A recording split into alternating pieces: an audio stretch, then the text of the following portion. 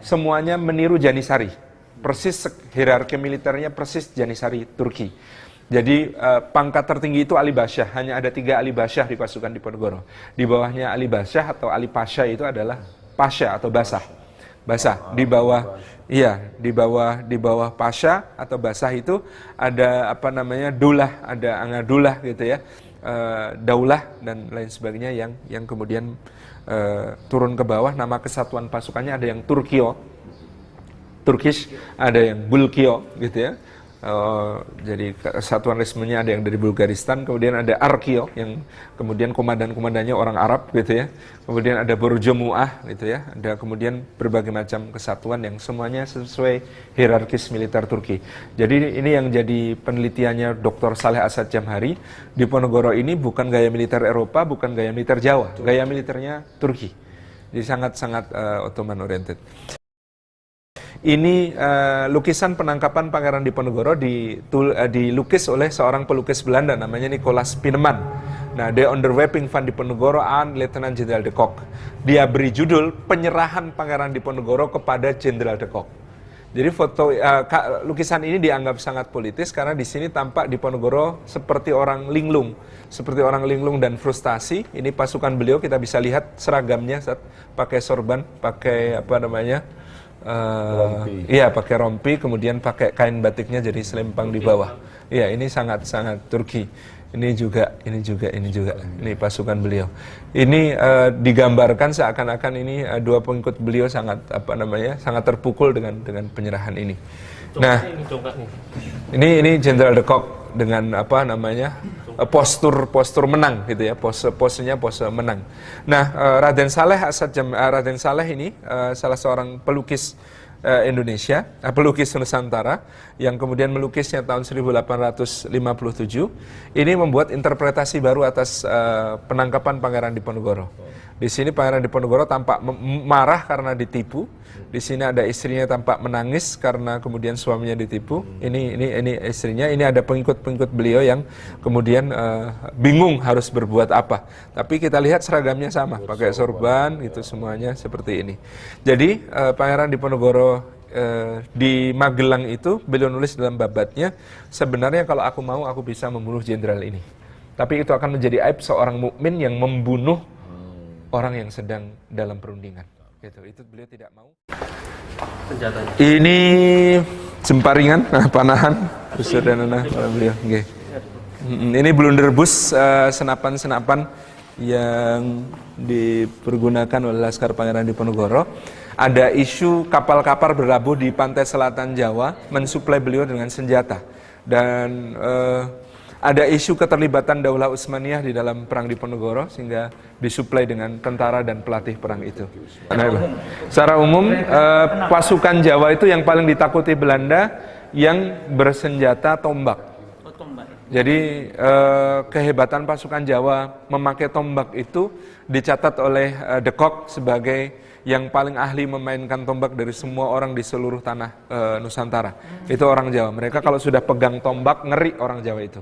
Dan katanya orang Jawa itu tombaknya, kadang-kadang orang desa bisa punya tombak. Dari mana? Mereka kerisnya itu, setiap orang sebenarnya punya keris. Nah, keris itu yang kemudian biasanya dipasang landian itu tiang tombak itu. Nah, mereka di desa-desa keris itu dengan mudah bisa dipasang landian, dipasang untuk itu. Dan karena keris itu memang desainnya senjata tikam, nah bentuknya kan lengkung ke arah kiri. Jadi itu kalau ditusukkan pas jantung. Jadi keris itu kan tidak lurus begini, tapi bengkok ke kiri sedikit, sehingga ketika ditusukkan tikam kena jantung.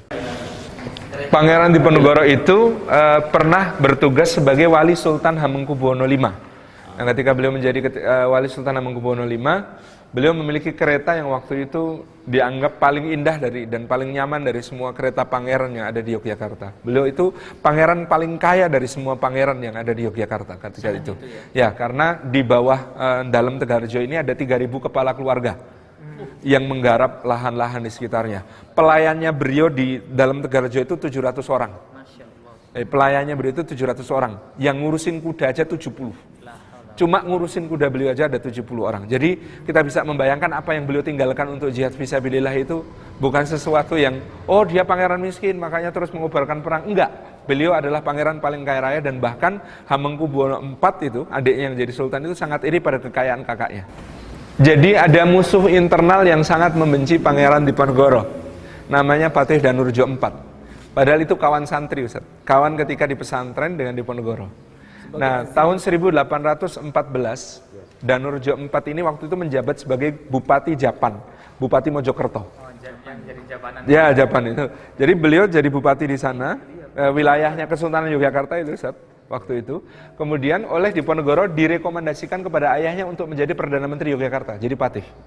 Pengangkatan itu tentang semua orang. Kenapa? Sudah logatnya Deso, Jawa Timuran, gitu ya. Dia punya darah Untung Suropati, pemberontak, gitu kan. Jadi tidak cocok jadi pejabat tinggi. Tapi Diponegoro maksa ayahnya, angkat dia kalau ayah cinta saya. Karena dia ini teman saya yang saya kenal sangat kompeten, sangat hebat, sangat baik, sangat ini. Oke, diangkat. Nah, ketika diangkat, gitu ya, dia ini banyak dicibir oleh pejabat yang lain. Dan dia merasa terluka pada saat itu, sehingga Diponegoro selalu membelain dia, mendukung kebijakan-kebijakan dia, karena memang di awal ini orang cerdas, bagus, administratur ulung. Nah, tapi dia justru menyimpan luka itu. Kalaupun dia berprestasi, yang dipuji Diponegoro. Di bawah bayang-bayang. Di bawah bayang-bayang. Dia hidup di bawah bayang-bayang ini justru jadi dendam yang sangat menyakitkan bagi dia. Jadi tipikal orang-orang terluka kemudian tidak mau mengakui bahwa Diponegoro lebih utama. Jadi seakan dia merasa semua hal yang dia lakukan ini kalau nggak didukung Diponegoro nggak akan sukses gitu. Nah, inilah yang kemudian membuat dia terluka sampai ketika kemudian dia lebih berkuasa pada masa Hamengkubuwono IV, karena Hamengkubuwono meninggal, ayahnya Diponegoro meninggal, digantikan adiknya Hamengkubuwono IV. Dia jadi mulai kelihatan rakus, tamak, kemudian melakukan berbagai kebijakan yang merugikan rakyat. Nah, puncaknya tahun 1822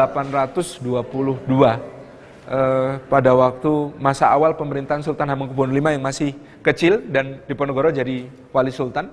Diponegoro dapat laporan setumpuk tentang pelanggaran-pelanggarannya Danurjo. Itu ketika kemudian penghadapan, Danurjo disuruh turun dari kursi, kemudian baca ini semuanya, apa ini, kemudian dijelaskan, tapi selalu membantah. Diponegoro nggak tahan, dia lepas selopnya, dia hantam wajah dan kepalanya Danurjo ini dengan selopnya, bulak gitu sampai terkapar, dibelain sama kepala pengawal keraton namanya Wironegoro, ini ditendang sama Diponegoro sampai terjungkal. Nah, dua orang ini akhirnya dendam kesumat pada Diponegoro dan mereka bersumpah mereka akan habiskan hidupnya untuk menghancurkan